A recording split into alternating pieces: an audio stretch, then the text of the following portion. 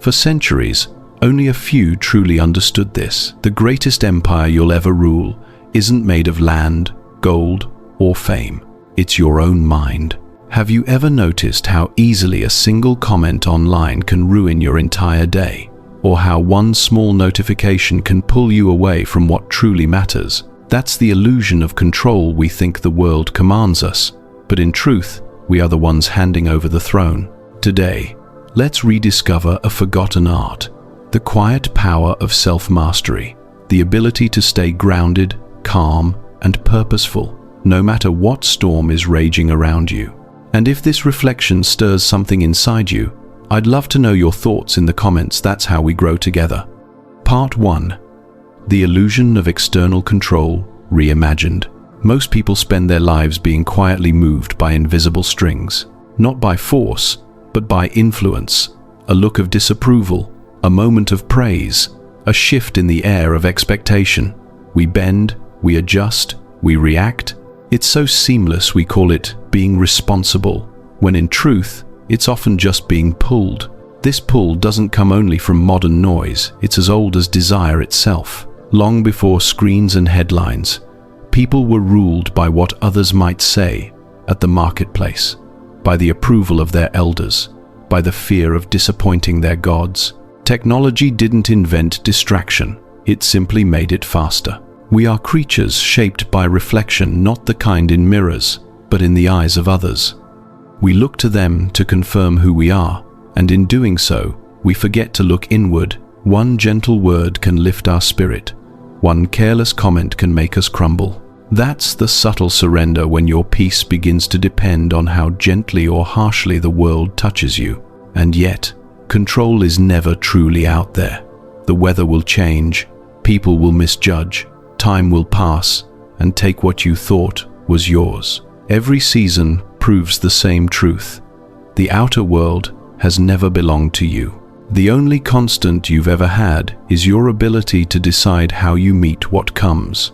There's a small test, though no one calls it that. When something disturbs you, a delay, an insult, a disappointment, notice how quickly your body tightens, your mind spins a story, your voice sharpens. In that flash, before words escape, lies a choice. Will you react out of habit or respond from awareness? The pause that lives there is the birthplace of freedom. It doesn't mean becoming indifferent. It means seeing that emotion is movement, not identity. Anger may rise, sorrow may visit, but you are not obligated to serve them tea.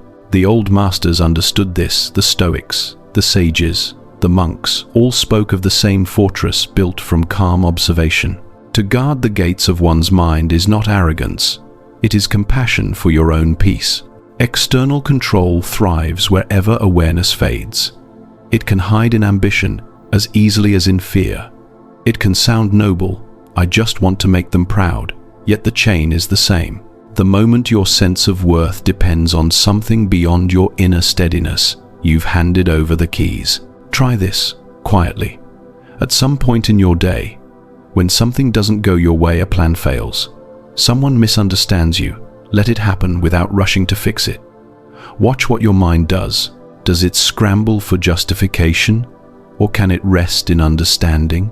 This simple noticing loosens the grip of the world on your nerves.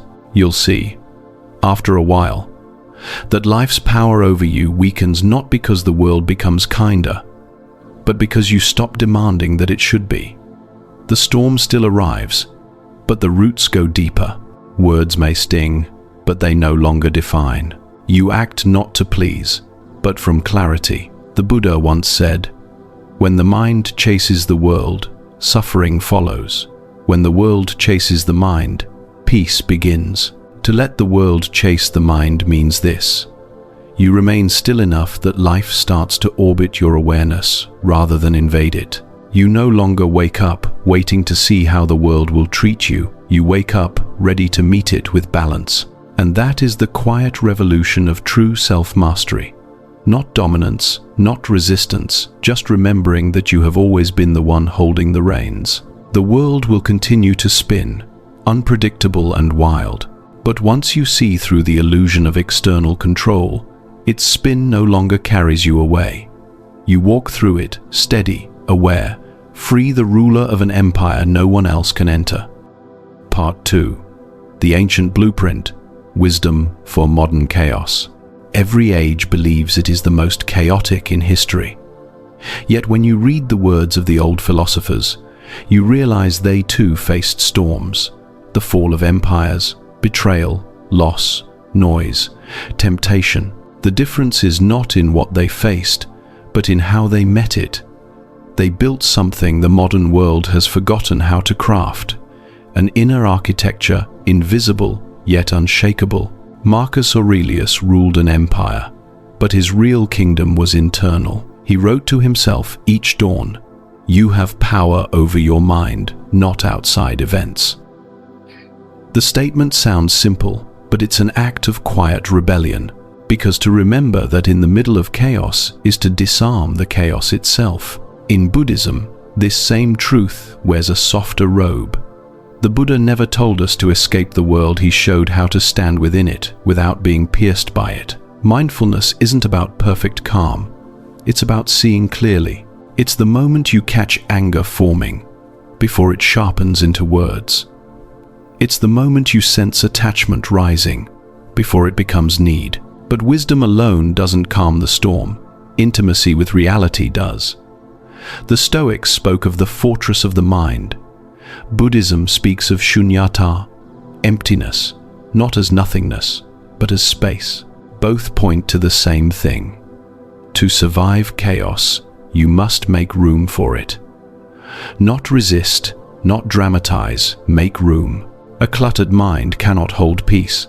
It's like trying to hear a flute in a crowded marketplace. So the sages learn to empty, not to lose themselves, but to make space for clarity to enter. You can feel this practice in daily life. When you stop arguing with what already happened. When you meet pain without the extra layer of self-blame. When you breathe instead of defend. Imagine this, a single drop of ink falling into clear water. The water doesn't fight it. It simply expands, dilutes, absorbs until clarity returns. That's how inner wisdom works. Not by blocking chaos, but by widening your awareness until chaos has nowhere to cling. Socrates called it knowing thyself. He wasn't speaking of personality, he meant knowing the constant beneath the changing, the part of you that watches thoughts come and go, that feels emotions rise and fade, but remains untouched. Once you see that this awareness is the real you, everything else becomes weather. You stop trying to control the rain and start mastering the art of staying dry. There's a subtle but powerful exercise hidden in this way of living. Try observing your thoughts as if they belong to someone passing by. When a judgment appears, I should be better, they don't understand me, I'm behind, don't argue. Just notice its tone, its shape, its energy. The moment you observe a thought, it loses its authority. It becomes a guest, not a ruler.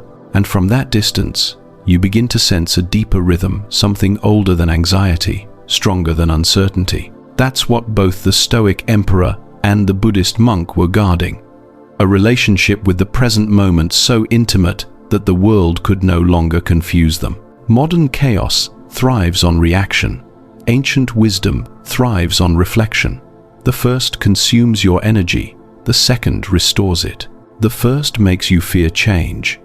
The second lets you dance with it. So, when the world feels heavy, don't rush to fix it. Instead, pause and listen not to the noise, but to what the noise is trying to hide. Beneath every wave of confusion lies a still surface waiting to be remembered. That's the blueprint, not a manual, but a way of seeing. Not a wall against chaos, but a window through it. Because peace, as the ancients taught, isn't found by leaving the storm, it's found by learning how to hold the candle steady while it burns. Part 3. Practical tools for immediate mastery. Self-mastery doesn't begin with grand vows or silent retreats. It begins in the small, unnoticed moments, when your hand hovers over the reply button, when your tongue itches to correct, when the impulse to defend your pride knocks a little too loudly.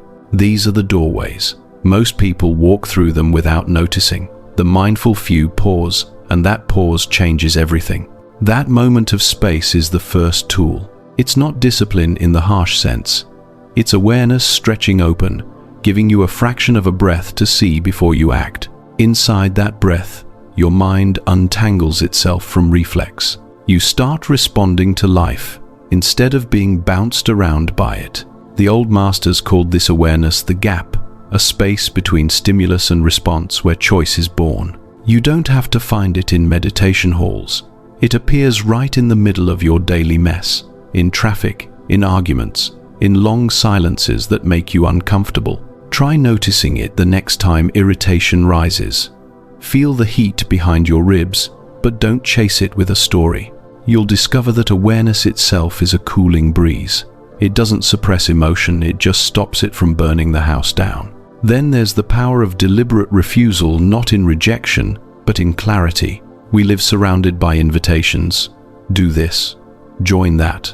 Prove yourself again. Most distractions disguise themselves as opportunities. Saying no, with calm conviction, not guilt, is how you guard your limited life force. Every mindful no is a sacred yes to something deeper.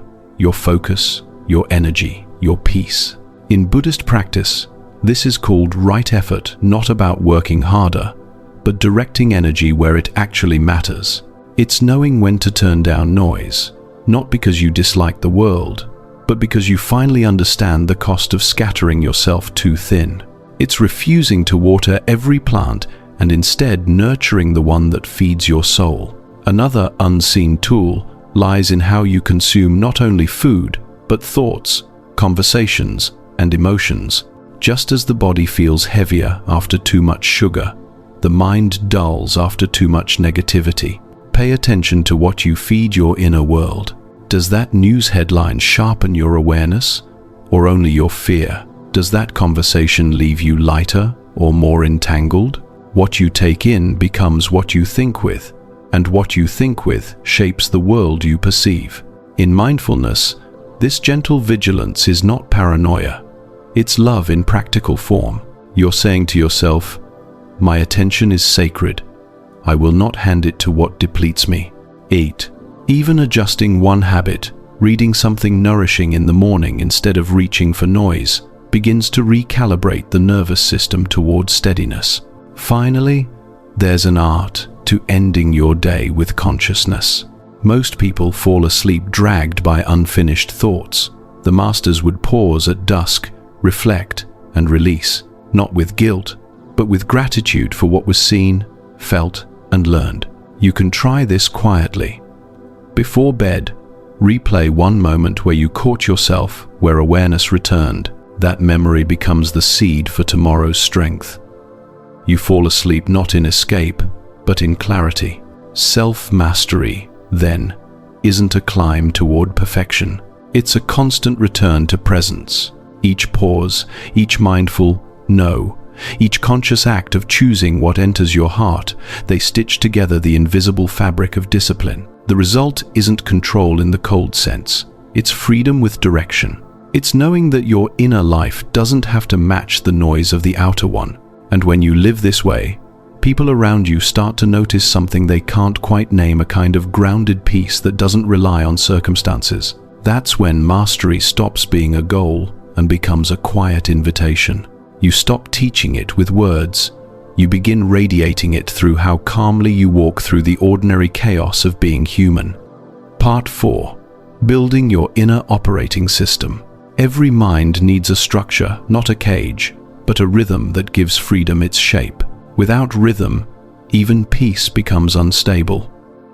You may feel calm one day, lost the next, because stillness without form soon dissolves into drift. That's why the ancients built rituals. Lighting a candle at dawn, bowing before a meal, walking in silence at twilight. These weren't superstitions, they were software updates for the soul.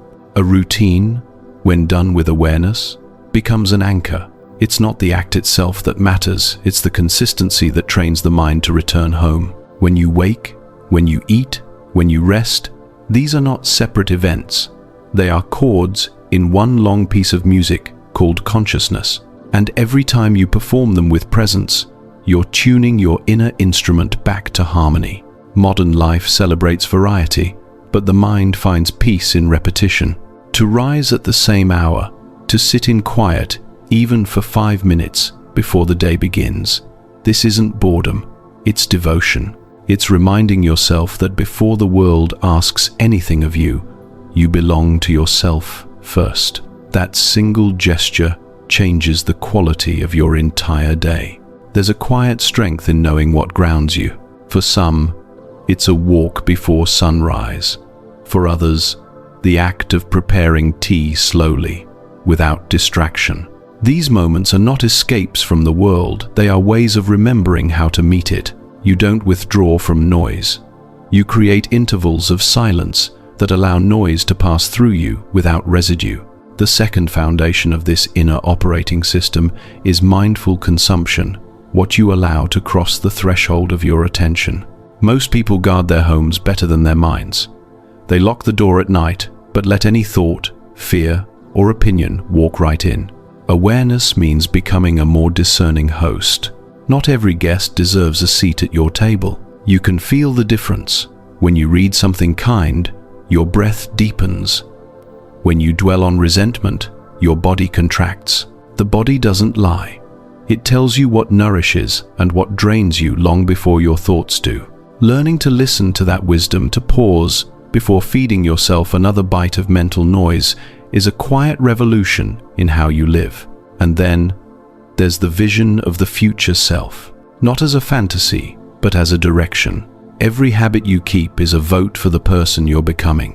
When you act in alignment with that image, even in small, ordinary moments, you create a bridge between now and what's possible. Imagine meeting the version of yourself 5 years from now who has mastered steadiness. How would they sit, speak, spend their mornings? The purpose of this reflection isn't motivation, it's remembrance. That person already exists in potential. Your routines are simply the path clearing the way toward them. A strong inner operating system doesn't eliminate chaos, it metabolizes it. When the world shakes, your rhythm holds you steady. When uncertainty arrives, your habits respond before panic does. It's like a well-trained instrument. It doesn't avoid dissonance, but knows how to return to harmony. So, build small rituals, protect what you consume, honor the future self that quietly watches your choices. Do it not for achievement, but for coherence, so your outer life and inner life no longer argue. Over time, you'll realize you don't need motivation to stay centered. Routine becomes prayer, awareness becomes gravity, and your life, piece by piece, begins to hum with the quiet confidence of someone who knows. Even if the world trembles, the ground inside remains still. Part 5. Sustaining unshakable self-control. Real strength is not built in the calm but in the tremor, in how you meet the moments that refuse to go your way. It's easy to be centered when the air is still. The test comes when the ground shifts beneath your feet, and every part of you wants to react, defend, escape. That's when the deeper work begins, keeping your awareness awake even as emotion rises like a tide. Self-control is not the art of suppression. It's the art of remembering. When anger flares, remember the space between you and the flame. When fear whispers, remember that its voice fades the moment you stop feeding it with stories. When doubt arrives, remember that it too is a guest, and guests, no matter how loud, always leave. There's a point in everyone's path when progress feels invisible, when the mind slips back into old habits, and you wonder if you've learned anything at all. But mastery is not measured in how often you fall. It's measured in how quickly you return. Each return is a quiet victory. Each return carves resilience into the spirit like water shaping stone. Still, endurance isn't meant to be solitary. In every tradition, Buddhist, Stoic, or simply human, those who walked the path longest walked it with others. They called them Sangha, companions, friends of the way. Not people who fix you, but those who remind you who you are when you forget. Accountability in this sense isn't about judgment. It's about reflection, a shared commitment to staying awake together. Try this. When you're on the edge of giving in to an old reaction, imagine someone you deeply respect standing beside you in silence, not watching to criticize, but to witness. That simple awareness changes your choices, because the moment you remember you are being seen even by your better self, you start acting from clarity instead of impulse. And then something subtle happens. The discipline you built for yourself begins to ripple outward. Your calm steadies others. Your patience becomes a shelter. Without trying to teach, you start teaching through tone, through presence, through the quiet way you no longer rush to win every battle. People feel safer around someone who doesn't need to control everything. This is how self-mastery matures. It stops being about self at all.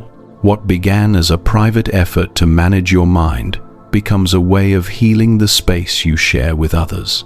A calm person in a room changes the entire room.